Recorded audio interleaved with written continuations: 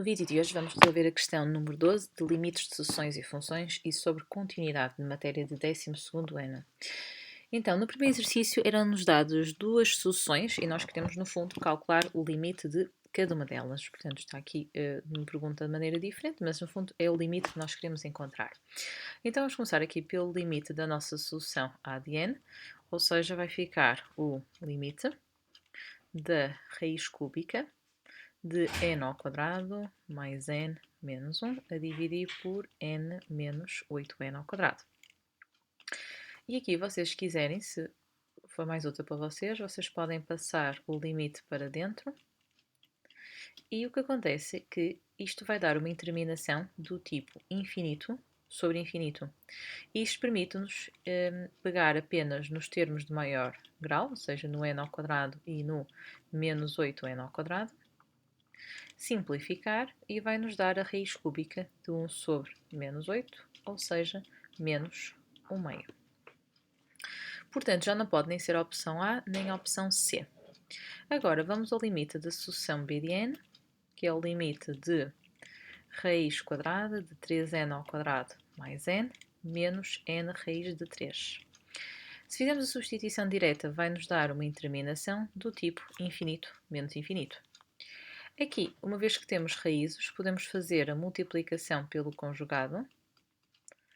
Portanto, vamos multiplicar por raiz de 3n ao quadrado mais n, mais n raiz quadrada de 3, e dividir pela mesma expressão que acabamos de multiplicar, como forma de compensar.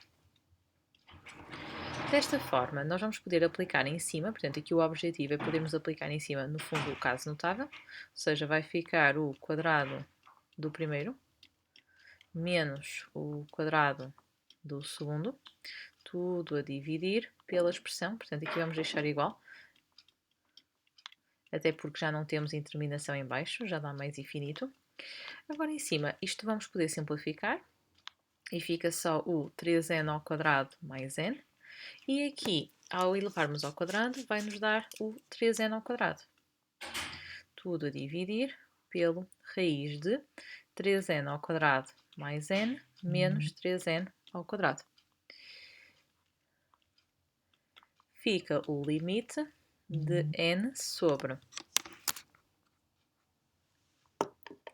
raiz de 3n ao quadrado mais n. Ui, aqui já comecei por coisas da parte de cima. Aqui é para manter, aqui é para ficar tudo igual, portanto é para ficar o n raiz de 3. Pronto. Habitualmente, quando nós fazemos este procedimento, conseguimos levantar a indeterminação. No entanto, aqui não deu, porque mantivemos aqui, não é? Ele vai continuar com n na parte de cima, n na parte de baixo, portanto vai continuar a dar aqui uma interminação do tipo infinito sobre infinito. Então, o que é que nós podemos fazer a seguir? Então, podemos começar por aqui embaixo, dentro da raiz, colocar o n ao quadrado em evidência, portanto, então fica-nos 3, isto fica, eu podia pôr, pronto, ficava 3n ao quadrado a dividir por n ao quadrado, portanto fica só 3, e aqui fica n a dividir por n ao quadrado, portanto fica aqui só 1 sobre n, portanto, no fundo, colocar em evidência é dividir cada um dos termos que está lá dentro pelo valor que nós colocamos em realce ali o n ao quadrado. De seguida, isto vai nos permitir separar em raiz de n ao quadrado vezes raiz de 3 mais 1 sobre n, mais n raiz quadrada de 3. Isto depois fica o limite de n sobre n vezes raiz de 3 mais 1 sobre n, mais n vezes raiz quadrada de 3. Ou seja, fica o limite de n sobre n, raiz quadrada de 3 mais 1 sobre n, mais raiz quadrada de 3.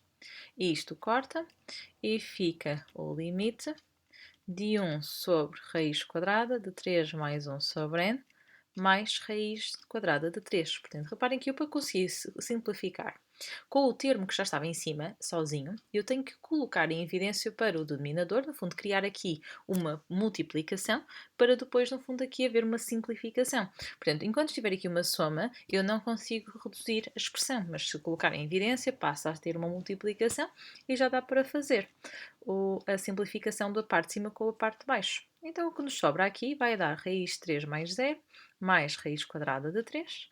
Portanto, vai nos dar 1 sobre 2 raiz de 3. E aqui, para tirarmos a raiz do denominador, podemos multiplicar por raiz de 3 no numerador e no denominador. Portanto, aqui fazer uma racionalização. E ao multiplicarmos, vai nos dar aqui 2 vezes 3, ou seja, fica sobre 6. Portanto, a nossa opção correta vai ser a opção D. Relativamente ao exercício 2, vamos ter que determinar os valores de k de forma a que a função seja contínua. Ora bem, a única forma desta função poder não ser contínua era aqui no ponto de transição do ramo, ou seja, eu tenho que garantir que o f de 2 tem que ser igual ao limite, quando x tende para 2 mais, que por sua vez tem que ser igual ao limite, quando x tende para 2 menos. No resto da função, ela é contínua em cima por ser uma função polinomial e em baixo por ser uma função racional.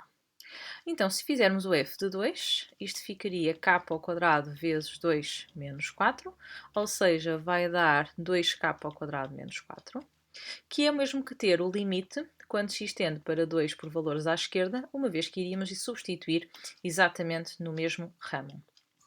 Em relação ao limite, quando x tende para 2 por valores à esquerda, aí já temos que selecionar a função que está no segundo ramo, e ao escolhermos e ao fazermos a substituição direta do x por 2, vamos perceber que vai dar-nos uma indeterminação do tipo 0 sobre 0. Quando nos dá este tipo de indeterminação, nós temos que arranjar a forma de fatorizar os polinómios envolvidos. Neste caso, eu posso utilizar na parte de cima o caso notável para fazer a fatorização. Quem não gostar de usar o caso notável pode também utilizar a regra do Ruffini ou fazer a fatorização à custa dos zeros do polinómio. Em baixo, para fatorizar é um bocadinho mais simples, basta só colocar o x em evidência. E agora reparem, eu para conseguir simplificar o numerador com o denominador, interessava-me tirar este termo, o 2 menos x. Só não é possível porque está com o sinal ao contrário, mas o que é que eu posso fazer? Só para o primeiro parênteses vou colocar o menos em evidência e assim trocar a ordem dos termos que estão lá dentro. Ou seja, o x passa a estar positivo e o 2 fica negativo. E assim já vou conseguir cortar o x menos 2 do numerador com o do denominador.